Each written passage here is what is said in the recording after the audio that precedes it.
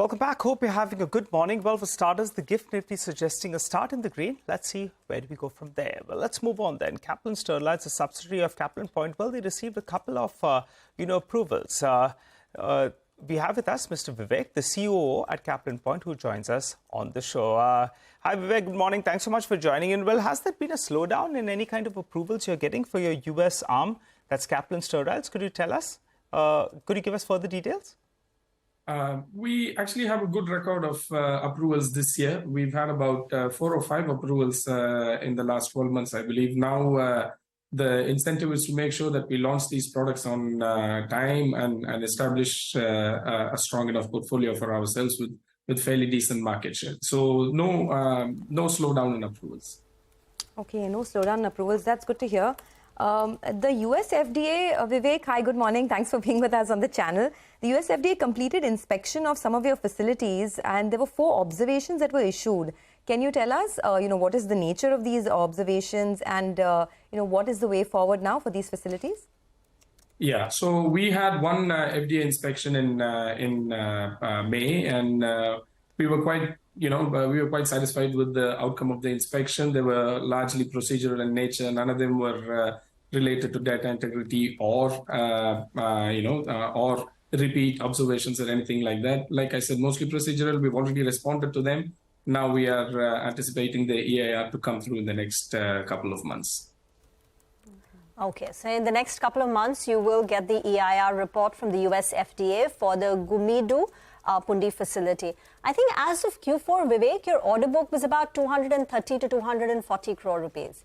What does it currently stand at right now? So as described before, we are targeting close to 300 crore as the revenue for Kaplan Steriles this year. We're well on our way. Obviously, as usual, as typically what happens is the first 2 quarters, it's a bit slower than the 3rd and 4th quarter.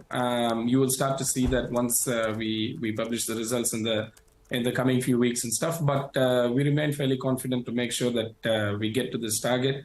We also have a new production line that is getting up by about October of this year, and another one by December of this year as well. So that should help augment our targets this year. All right, and that's on Kaplan Steriles, right? 300 crores is what you're guiding for. And as you mentioned last time, you'll have broken even as well out there. So what's the margin band you're looking at on that base of close to around 300 crores? And how do you see the trajectory moving ahead? Yeah, so our target is to make sure that our Kaplan Steriles is, gross margins and everything are very similar to our parent companies, which is somewhere around, when I talk about EBITDA and all of that, you're talking about 30% plus. Obviously, what happens is we charge off as expenses all of the R&D spend and filing fees and facility fees and all that, which are quite heavy when it comes to the US, especially in the initial stages. But if you net off all of that and then compare it with the parent company, we're fairly similar. Going forward, I think once our revenue catches up a little bit more and then the R&D spend starts to become a smaller percentage of revenue, I think you will start to see the EBITDA margins of Kaplan Steriles to be quite similar to Kaplan Point. Okay, all right. So the EBITDA margins of Kaplan Steriles will be similar to Kaplan Point. Got that? You have a significant amount of cash on your books, over 700 crores, almost 800 crores actually. Do you plan to use that for anything, any acquisitions that you're looking at, anything that you've identified that could perhaps fructify in the next 12 months?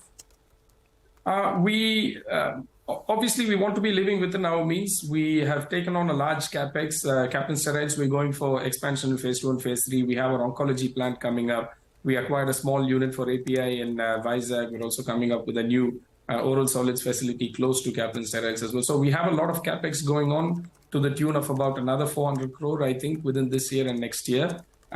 We want to add another 200-250 crore minimum to our reserves within this financial year.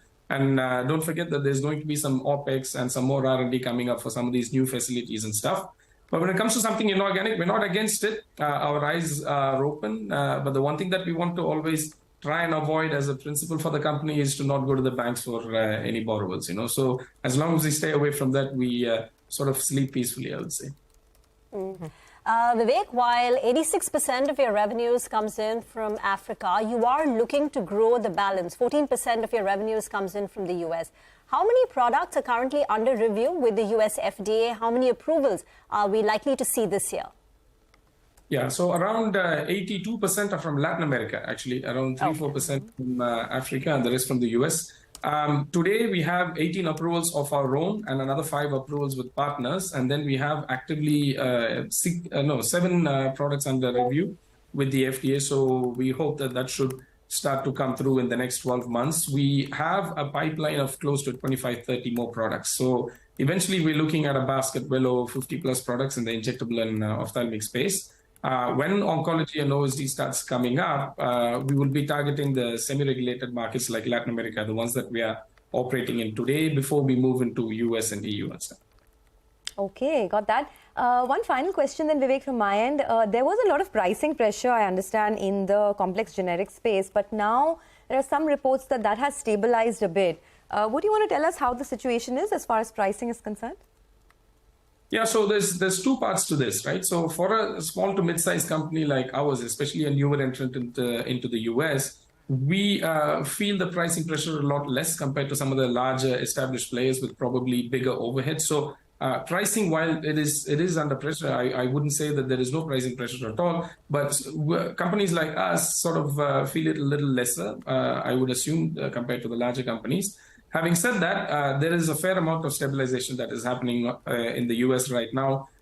Continuity of supply without any breaks is going to be obviously weighted a lot more than someone with just cheap prices, you know. So I think as long as we remain compliant, we have the goal of excellence in sight rather than just pricing advantage. I think we would be one of the last people standing. Got it. All right, we'll leave it at that. Thanks a lot for joining in. I appreciate your thoughts. That's Caplin Point.